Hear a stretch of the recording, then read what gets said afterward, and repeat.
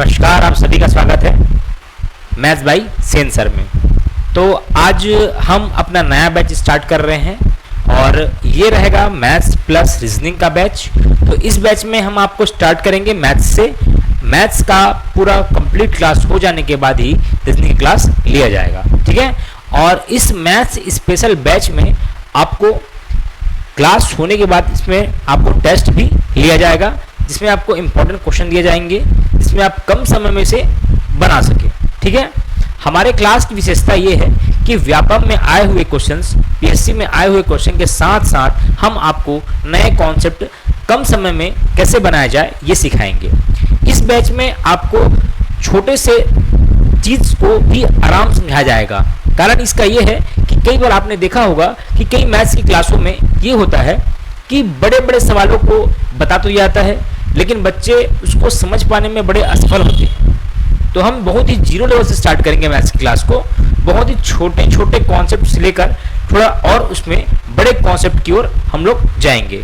और मैथ्स की क्लास में हमेशा मैंने ये देखा है कि बच्चे छोटी चीज़ों को तो समझ जाते हैं, लेकिन बाद में कुछ कुछ सवाल जब आते हैं तो वहाँ आके अटक जाते हैं। इसका कारण यह है कि उनका बेसिक मजबूत ना होना। हमारी क्लास बहुत ही बेसिक लेवल पर स्टार्ट होगी, बहुत ही छोटे स्तर पर हम सिखाएंगे चीज़ों को। गुणा भाग करना, सवालों को कैसे भाग देना है, कैसे गुणा करना है, हम आपको ये भी सिखाएंगे। और इसी तरह हम इस क्रम में आगे बढ़ेंगे। तो आइए देखते हैं ये बैच कैसा रहने वाला है। ये है मैथ्स प्लस रीजनिंग का बैच, जिसमें परसेंटेज हमारा एक टॉपिक रहेगा, जिसमें स्टार्ट करेंगे परसेंटेज से। अब कारण क्या है परसेंटेज से स्टार्ट करने का?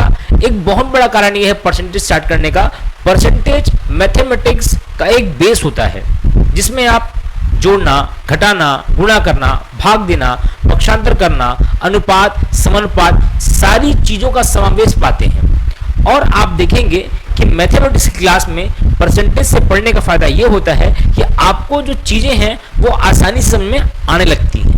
तो हम लोग सबसे पहले चलते हुए ये देखेंगे कि हमारा मैथमेटिक्स का सिलेबस क्या होने वाला है। आइए चलते हैं।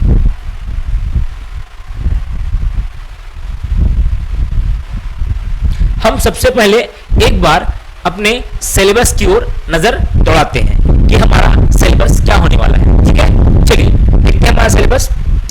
हमारा सिलेबस है ये स्पेशल मैथ्स की क्लास होने वाली है। आइए इसमें देखें हम पहले संख्या पद्धति, संख्याओं पर आधारित प्रश्न, लघुत्तम, समापवर्तीय एवं महत्तम समापवर्तक, दशमलव भिन्न, घातांक तथा करणी, वर्गमूल व घनमूल, सरलीकरण, अनुपात तथा समानुपात।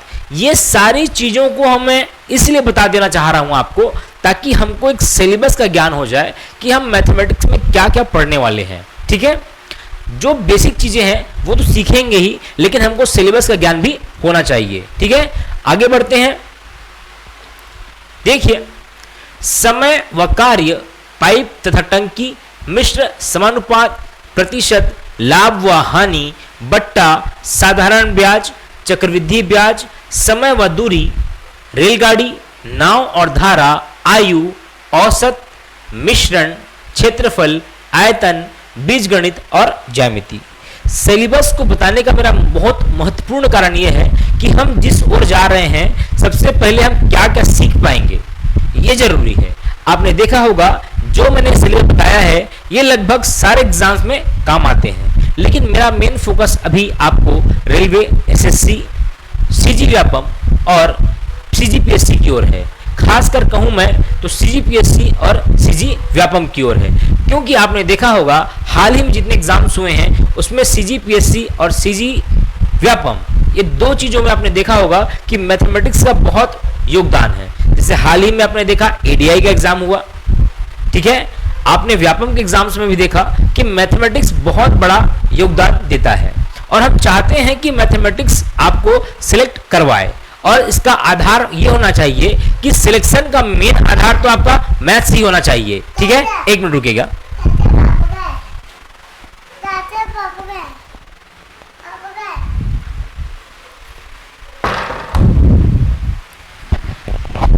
तो मैं आपको बात ये कह रहा था कि मैथमेटिक्स का आधार क्या है, आप छोटी छोटी चीजों को बहुत ही आसानी से सीख पाएं, ठीक है।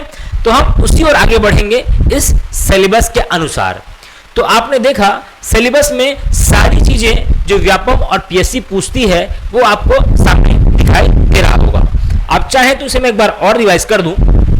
देखिए, संख्या पद्धति जब पढ़ते हैं तो संख्याओं के बारे में जानते हैं। सम संख्या क्या होती है, विषम संख्या क्या होती है, भाज्य संख्या कौन सी है, अभाज्य संख्या कौन सी है, ये सारी चीजों को हम समझते हुए आगे बढ़ते हैं। हमें अंकों का ज्ञान होता है, किस तरह उसका प्रयोग होता है। हम ये भी देखते हैं कि परिमेय संख्या क्या है, अपरिमेय संख्या क्या है, उसका स्थानीय मान, जातीय मान जैसी छोटी चीजों से लेकर हम बड़ी चीजों की ओर आगे बढ़ते हैं।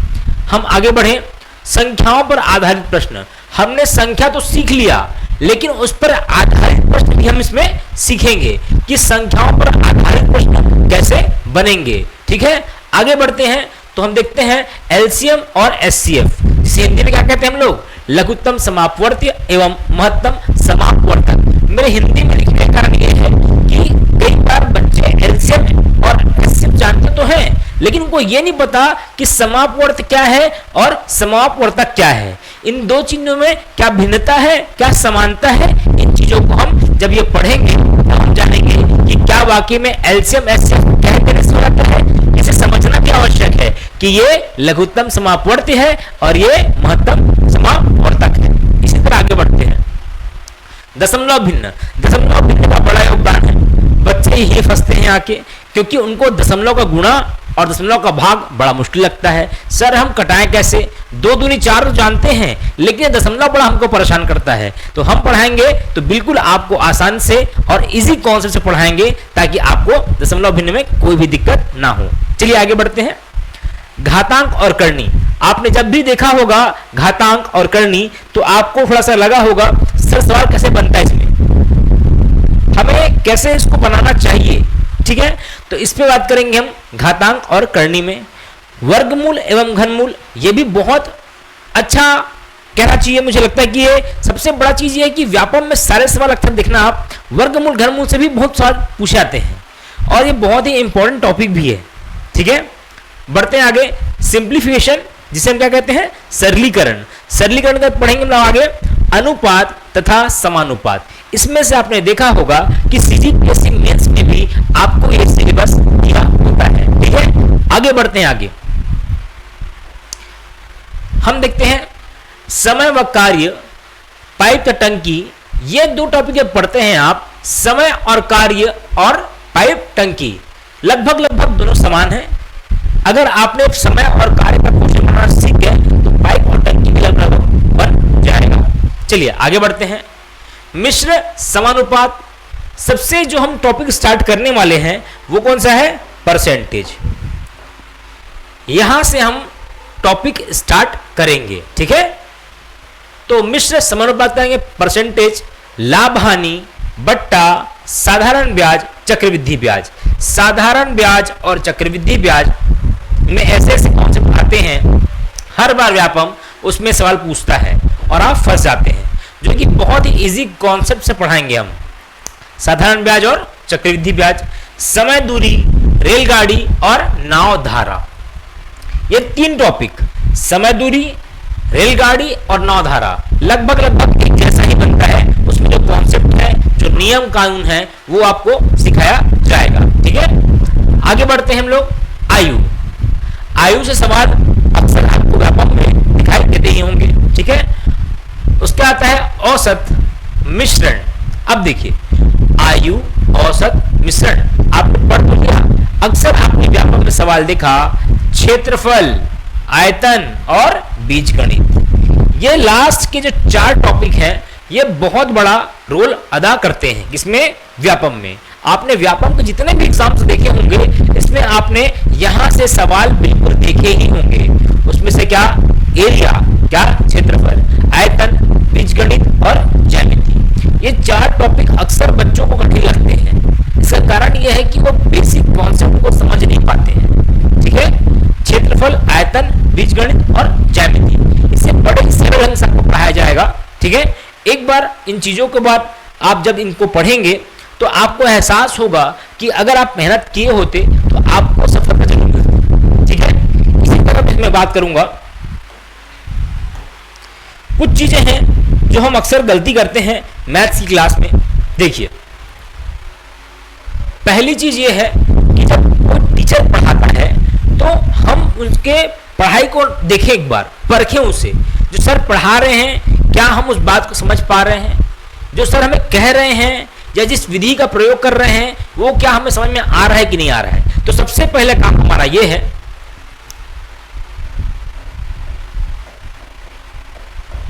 सवालों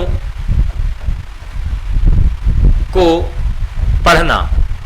ठीक है, सवालों को पढ़ना सबसे पहला काम है। अगर आप सवाल को पढ़ेंगे, उसकी भाषा को समझेंगे कि वो कहना क्या चाहता है। ठीक है,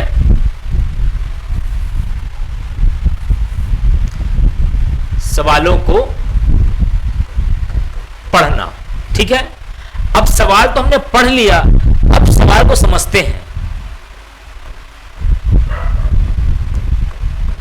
सवालों को समझना। अब सवालों को समझने की प्रक्रिया आती है। हमने सवाल को पढ़ तो लिया, अब समझने की कोशिश करते हैं कि सवाल हमसे कहता क्या है। ठीक है, चलिए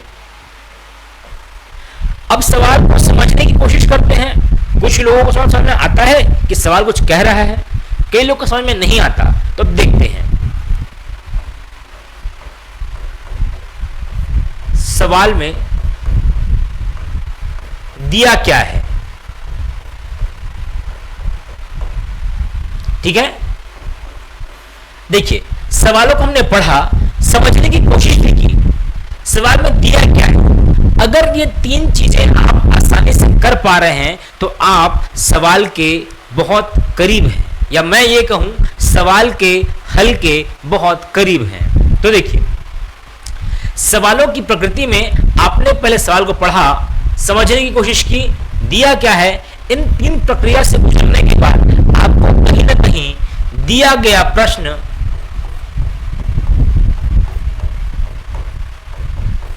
या तो समझ में आता है या तो समझ में नहीं आता है। ये दो ही कारण हो सकते हैं। अगर आपको समझ में आता है तो आप क्या करते हैं, आगे उसे हल करने की कोशिश करते हैं।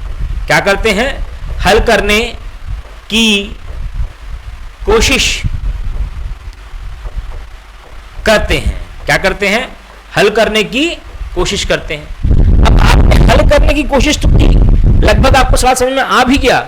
अब आपकी गलती कहां होती है, आपकी गलती जो होती है वो होता है जिसे हम क्या कहते हैं, कैलकू, यहां पर लिख देता हूं आप लोग के लिए,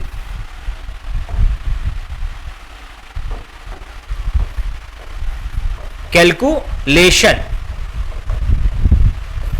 कैलकुलेशन या मैं इसे कहूं तो गणितीय क्या जोड़ घटाव और क्या जोड़ गुना घटाव भाग, ये तीन चार चीजें ही हैं जिसमें आप गलती करते हैं। मैं आपको समझाने की कोशिश ये कर रहा हूं कि सवाल में आप जब बनाते हैं, मैथमेटिक्स से पढ़ते हैं, तो आपकी क्या क्या कमजोरियां हो सकती हैं जिसे हम दूर करके आगे बढ़ सकते हैं। तो मैंने कहा कि सबसे पहले आपने देखा सवालों को पढ़ना, सवालों को समझना, सवाल में दिया क्या है, दिया गया प्रश्न समझ में आता है या नहीं आता। अगर आ जाता है तो इसे आप आगे हल करने की कोशिश करते हैं। अब आगे जब हल करते हैं तो कहीं ना कहीं आप कैलकुलेशन मिस्टेक करते हैं, जिसके कारण आपको सवाल बनाने में दिक्कत आती है या आपका उत्तर नहीं आता है। अगर कोई बच्चा इन प्रक्रियाओं से गुजर रहा है तो मैं इस बात को सीधा कहूंगा कि वो कहीं ना कहीं अपने कोशिशों के क्रम में लगातार बढ़ रहा है। और जो बच्चा ये लगातार करता है कहीं ना कहीं वो सवाल बना लेता है। गलती एक बार होगी, गलती दो बार होगी, कभी अपने टीचर से पूछेगा, सर मैंने यहां तक तो कर लिया है लेकिन इसके आगे सवाल का आंसर नहीं आ रहा है, क्या मैंने कोई मिस्टेक किया है, क्या मेरी बनाने की विधि गलत है, या कहीं ना कहीं मैं इस सवाल को समझ नहीं पा रहा हूं। वहां हम आपके साथ खड़े होते हैं, आपको हर जगह बताते हैं कि आपको सवाल बनाना कैसा है, सवाल की प्रकृति क्या है, सवाल क्या कहता है।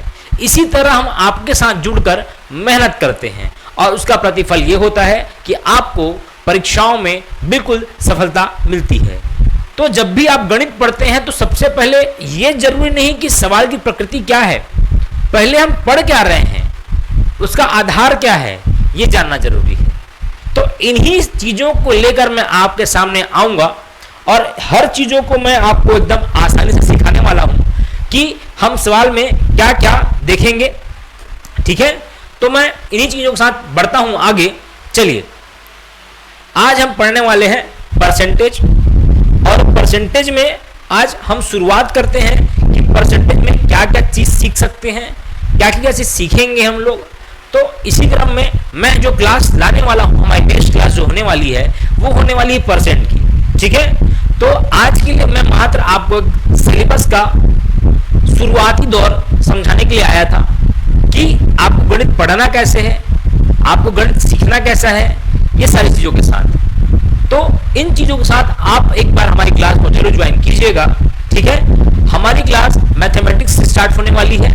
मैथमेटिक्स पूरा होने के बाद हम आपको रीजनिंग की क्लास प्रोवाइड कराएंगे, और हम शुरुआत रहेगी हमारी बैच में परसेंटेज से, और प्रतिशत को हम चालू करेंगे और बहुत ही जीरो लेवल से स्टार्ट करेंगे और उसको एक हाई लेवल तक ले जाएंगे। आप एक बार हमारे साथ तैयारी बिल्कुल कीजिएगा, आपको अनुभव जरूर होगा इन चीजों का कि अगर आप इतने साल से एग्जाम देते आ रहे हैं, कहीं ना कहीं आपकी गणित की कमजोरी आपको सिलेक्शन से दूर कर रही है। तो एक बार जुड़िए मैथ्स बाय सेन सर के साथ। हमारा यूट्यूब चैनल है, उसे बिल्कुल सब्सक्राइब कीजिएगा और शेयर कीजिएगा। बिल्कुल आपकी सफलता आपके नजदीक आ रही है। धन्यवाद।